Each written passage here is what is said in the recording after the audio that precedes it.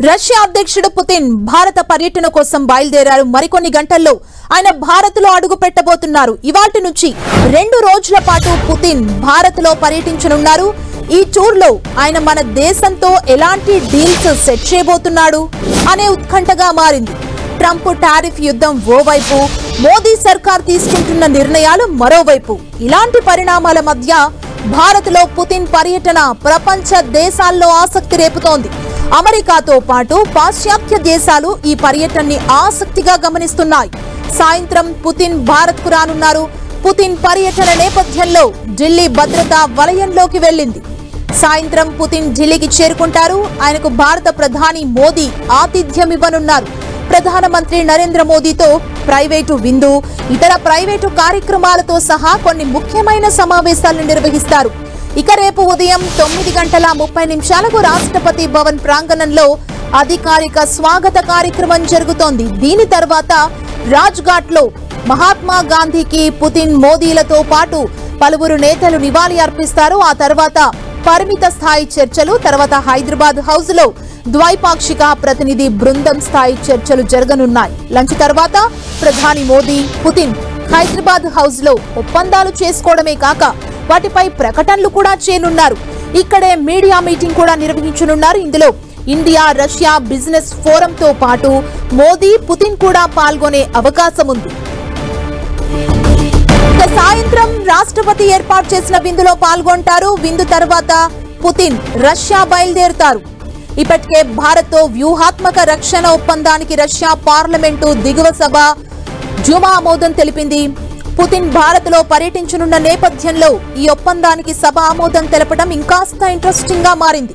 Modi, Putin వాణిజ్యం, రక్షణ రంగాల్లో పలు ఒప్పందాలకు వారు శ్రీకారం చుట్టనున్నారు.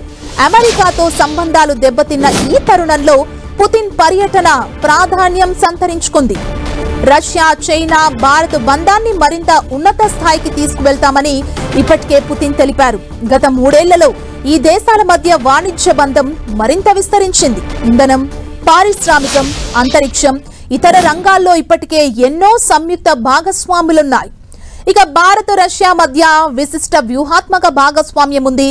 అనేక కీలక సందర్భాల్లో 2 దేశాలు ఒకదానికొకటి అండగా నిలిచాయి. పుతిన్ పర్యటనలో భారత్, రష్యా మధ్య అదనంగా S-400 సిస్టమ్స్, సుఖోయ్ 57 యుద్ధ విమానాల కోసం రక్షణ ఒప్పందాలపై చర్చల్ని ముందుకు తీసుకువెళ్లే అవకాశం ఉంది. అమెరికా ఆంక్షల వేళ ఇంధన రంగంలో సహకారంపై కూడా చర్చలు జరిగే ఛాన్స్ ఉంది. అణుశక్తి, సాంకేతికత, వ్యాపార రంగాల్లో భారత్, రష్యా మధ్య ద్వైపాక్షిక సంబంధాలను సమీక్షించుకోవటానికి పుతిన్ పర్యటన ఒక ఛాన్స్ అందిస్తుంది.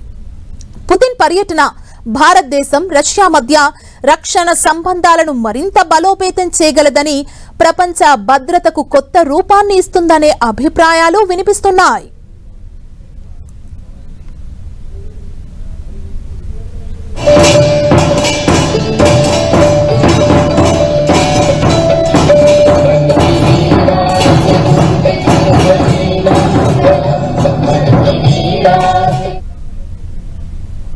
రష్యా అధ్యక్షుడు పుతిన్ భారత పర్యటన సందర్భంగా భారీ భద్రతా ఏర్పాట్లు చేశారు. పుతిన్ పర్యటన నేపథ్యంలో విస్తృత భద్రతా ఏర్పాట్లు చేశారు. నేషనల్ సెక్యూరిటీ గార్డ్ నుంచి అగ్రశ్రేణి కమాండోలు, స్నైపర్స్, డ్రోన్లు, జామర్లు, ఏఐ ఇలా 5 అంచెల భద్రతా వలయాన్ని సిద్ధం చేశారు. పుతిన్ భద్రత కోసం రష్యా నుంచి 40 మందికి పైగా భద్రతా అధికారులు, సిబ్బంది ముందుగానే ఢిల్లీకి చేరుకున్నారు. ఢిల్లీ పోలీసులు, ఎన్ఎస్జీ భద్రతా అధికారులు పుతిన్ ప్రయాణించే మార్గాలను ఇప్పటికే తమ ఆధీనంలోకి తీసుకున్నారు. అనేక మంది స్నైపర్లు పుతిన్ కదలిక మార్గాన్ని ఎప్పటికప్పుడు కవర్ చేస్తారు. ఏఐ పర్యవేక్షణ, ఫేస్ రికగ్నైజేషన్ వంటి కెమెరాలను పుతిన్ భద్రత కోసం ఉపయోగిస్తున్నారు. పుతిన్ ల్యాండ్ అయిన మరుక్షణం నుంచి ఆయనకు 5 లేయర్డ్ సెక్యూరిటీ పూర్తి స్థాయిలో యాక్టివ్ అవుతోంది. ఎన్ఎస్జీ, ఢిల్లీ పోలీస్ అధికారులు బయట భద్రతా విభాగంగా ఉంటారు.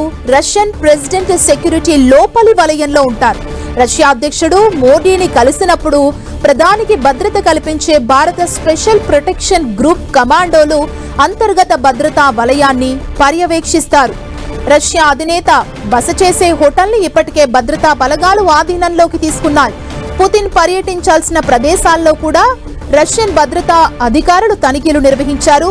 పుతిన్ ప్రత్యేకంగా ఆర్ఎస్ సెనాట్ లో ప్రయాణించనున్నారు. దీనిని మాస్కో నుంచి విమానంలో భారత్ కు తీసుకొచ్చారు. ఇటీవల చైనాలో జరిగిన ఎస్సీఓ సమావేశంలో పుతిన్, మోడీలిద్దరూ కలిసి ఇదే కారులో ప్రయాణించారు.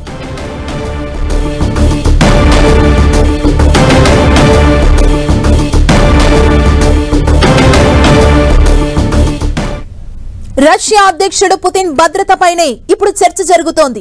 పుతిన్ మన దేశంలో ఉన్నా ఆయన చుట్టూ రష్యా భద్రతా సిబ్బంది ఎప్పుడూ మోహరించుంటారు. పటిష్ట రక్షణ వలయాన్ని వారు ఏర్పాటు చేస్తారు. పుతిన్ విదేశాల్లో పర్యటిస్తున్నప్పుడు ఆయన మలాన్ని భద్రతా సిబ్బంది ప్రత్యేక సూట్ కేసులో సేకరిస్తారు. దాన్ని భద్రంగా రష్యాకు తరలిస్తారు. అధ్యక్షుడి ఆరోగ్య పరిస్థితిని విదేశీ నిఘా సంస్థలు విశ్లేషించకుండా నివారించేందుకే ఇలా చేస్తారు. పుతిన్ కు రక్షణగా బాడీ గార్డులు అనుక్షణం ఉంటారు. ఆయన బాత్రూమ్ కు వెళ్లినా సరే పుతిన్ కు బాడీ గార్డులను చాలా జాగ్రత్తగా ఎంపిక చేస్తారు. ఇందుకోసం అనేక పరీక్షలు నిర్వహిస్తారు.